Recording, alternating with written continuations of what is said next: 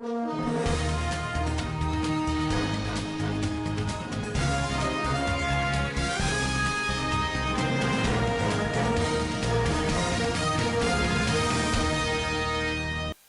and thanks for joining us. Welcome to Standard Voice Television Global News. Today, 1st July 2026, equivalent to Islamic calendar 16 Muharram, 1448 after Hijrah. The headlines.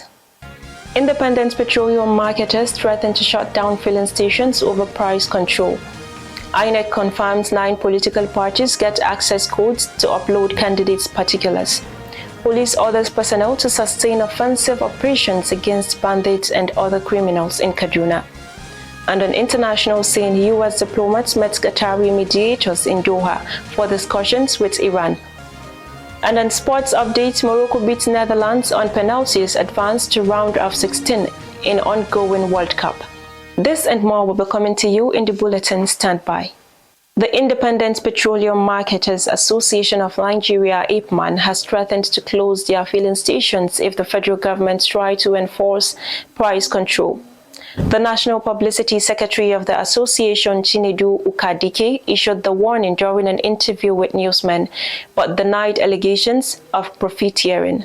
He added that many oil marketers are running into losses with the series of reductions carried out lately by the Dangote refinery. Ukadike said the federal government should prove the root cause of the current high petrol prices and boost competition by making its refineries work, strengthen that marketers will sell what they buy. It would be recalled that the Minister of State for Petroleum Resources, Henneken Lokpobiri, had warned that the government would not tolerate profiteering and other practices that exploit fuel consumers.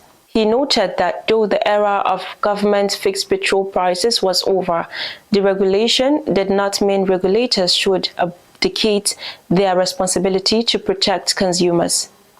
The federal government is planning to establish a national skills database as part of efforts to reduce unemployment, address the growing disparity between available skills and industry needs, and strengthen workforce planning through data-driven policies. The Managing Director of Research and Trade Intelligence at Afreximbank, Yemi Kali, while delivering the keynote address at the second National Skills and Industry Alignment Roundtable Series in Abuja, said Nigeria's labor market challenge is no longer the absence of data, but the inability to convert existing information into actionable intelligence.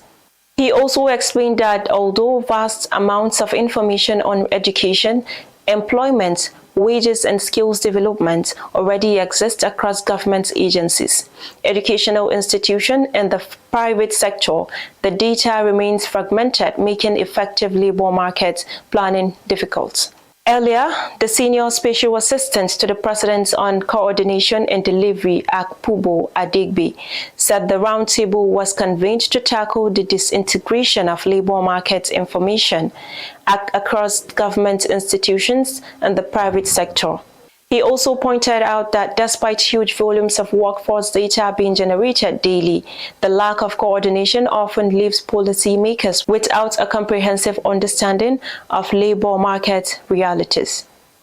The federal government is planning to scrap the policy separating junior secondary school JSS from senior secondary schools SSS, saying it has contributed to the rising number of children dropping out of school. The Minister of Education, Tunji Alausa, made this disclosure in Abuja during the inauguration of the Universal Basic Education Commission, UBEC, Ministerial Implementation and Monitoring Committee. He hinted that over 20 million pupils leave school between primary education and junior secondary school, indicating that the current system is not working. Alausa also explained that the shortage of junior secondary schools has resulted in overcrowded classrooms, while many senior secondary schools remained underutilized, particularly in Kaduna and other northern states. The minister lamented that the policy of separating JSS and SSS separately with different principals and facilities has failed, adding that the proposal to scrap the policy will be presented at the next meeting of the National Council on Education. 5 states in Nigeria will receive a combined $15 million in performance-based motivations under the World Bank-supported Hope Governance Program after emerging as the best performing states in the implementation of key education and healthcare reforms. The national coordinator of the program, Asad Hassan, announced this in a statement in Abuja during a retreat for commissioners, permanent secretaries and directors of budget and planning from the 36 states and the Federal Capital Territory FCT. The program, domiciled in the Federal Ministry of Budget and Economic Planning, approved a total of $27 million in incentives for states that successfully achieved the Year Zero disbursement link results under the program. The incentives are based on the findings and recommendations of the Interim Independent Verification Agent, which assessed states' performance in meeting the program's disbursement-linked indicators. An Abuja High Court has fixed July 7th for the hearing of all pending applications and substantive suits filed by the Board of Trustees of the People's Democratic Party (PDP), led by former President Adolphus Wabara, seeking to compel the Independent National Electoral Commission (INEC) to recognize the Kabir Turaki-led Interim National Working Committee of the party. The presiding judge, Justice Salim Ibrahim, fixed a date on Tuesday after the parties agreed to file and exchange all outstanding processes before the next adjourned date. Justice Ibrahim ordered all parties to file and serve their processes on or before July 6th and warned that no further delay would be entertained when the matter comes up for hearing.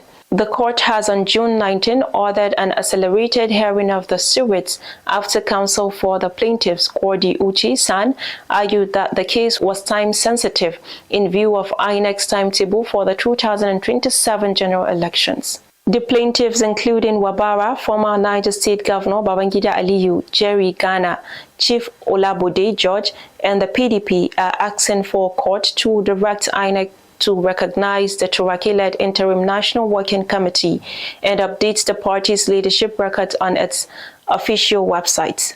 The Independent National Electoral Commission (INEC) has confirmed that 9 registered political parties have collected access codes to upload their candidates' particulars for the presidential and National Assembly elections ahead of the 2027 general elections. The INEC National Commissioner in charge of voter education and publicity, Muhammad Haruna, made this known in Abuja. He listed the parties to include ACOD, Action Alliance AA, African Democratic Congress ADC, All Progressives Congress APC, Labour Party LP, National Democratic Congress NDC, National Democratic Party NDP, People's Redemption Party PRP, and Social Democratic Party SDP. The INEC Commissioner also explained that it was the responsibility of the political parties participating in an election to approach the Commission to collect the code, rather than electoral umpire taking it to individual party secretariats. INEC fixed June 27th to July 11th for political parties to submit nomination forms for the Presidential and National Assembly candidates through its designated portal. The submission of nomination forms for the governorship and state assembly nomination is scheduled from July 18th to August 8th.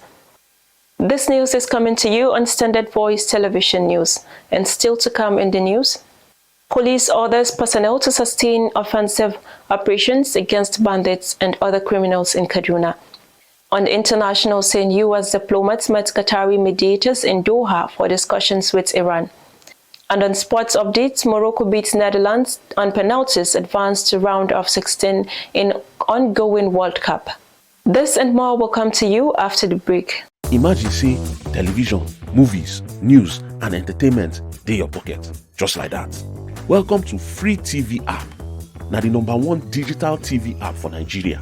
Free TV app get over 100 live TV channels, breaking news, sports, Nollywood movies, small pikin shows and plenty more inside one app. No decoder wahala, no plenty setup. Just download, open, begin the watch. To get the app, just search Free TV for Google Play Store or Free TV NG for Apple App Store, or scan the QR code for your screen. Registration will take you seconds. You fit use phone number email, WhatsApp, Google or Apple ID. OTP even dey, so make your account dey safe. For inside the app, the live TV section get over 100 licensed channels with program guide, pause, rewind and catch up. Free TV no be ordinary app. Na digital revolution. Download Free TV today.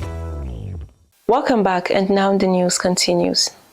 The Inspector General of Police, Tunji Disu, has ordered personnel to sustain offensive operations against bandits and other criminal elements, insisting that criminals must no longer find safe havens within or outside Kaduna State. The Deputy Inspector General of Police in charge of the Northwest Zone, Muhammad Suleiman Abdul, issued the directive during a visit to the Kaduna State Police Command headquarters, conveyed the message to commanding officers, recognizing their recent operational successes and urging them to intensify the offensive against criminal gangs. He stressed that the police would no longer rely on reactive policing, but would adopt intelligence-led and technology-driven strategies to prevent crime before it occurs. Abdul identified Kaduna as a strategic state whose location makes it a target for sophisticated criminal networks, stressing that security agencies must deny bandits the opportunity to operate freely across state boundaries. Earlier, the Kaduna State Commissioner of Police, Rabiu Muhammad, said the command had continued to sustain intelligence-driven operations in collaboration with other security agencies despite prevailing security challenges. Troops of the 1 Brigade Nigerian Army under Operation Fansanyama have arrested 2 bandits collaborators during a routine stop-and-search operation at a military checkpoint in Gusau local government area of Zamfara State.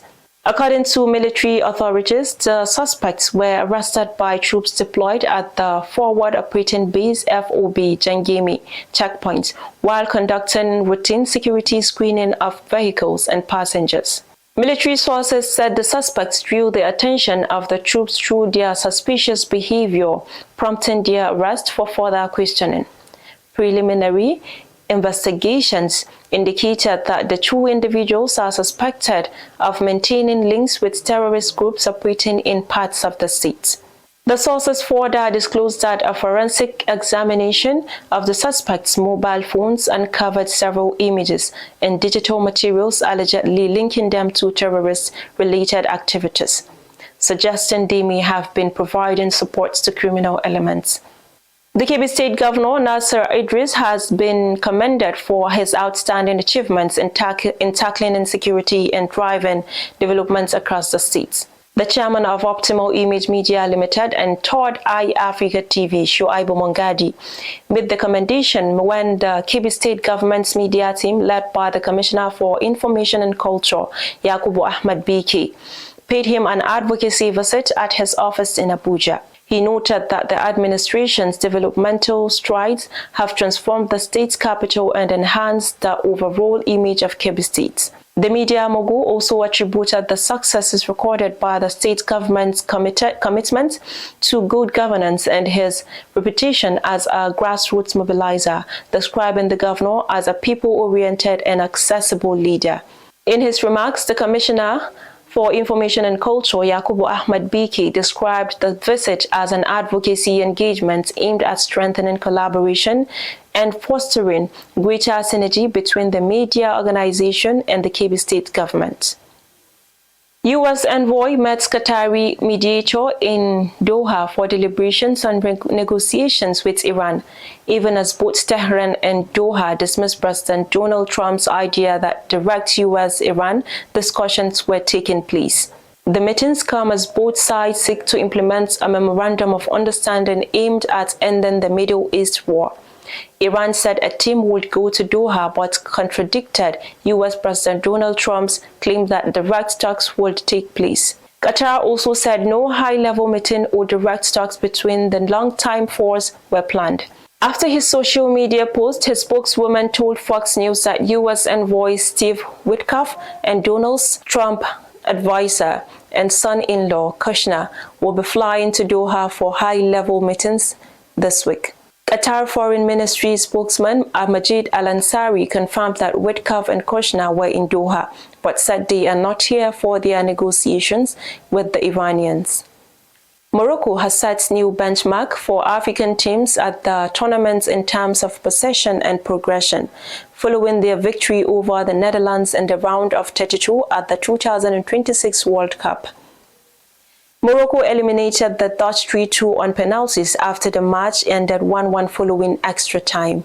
Issa Diop scored a late equalizer to cancel out Cody Gakpo's 72nd minute opener for the Netherlands and forced the game into extra time.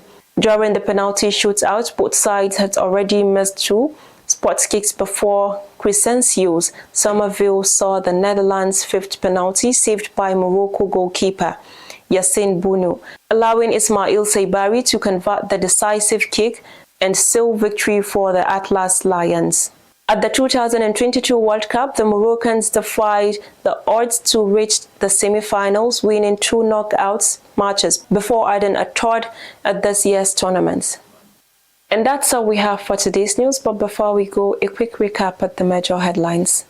Independent petroleum marketers threaten to shut down filling stations over price control. INEC confirms 9 political parties get access codes to upload candidates' particulars.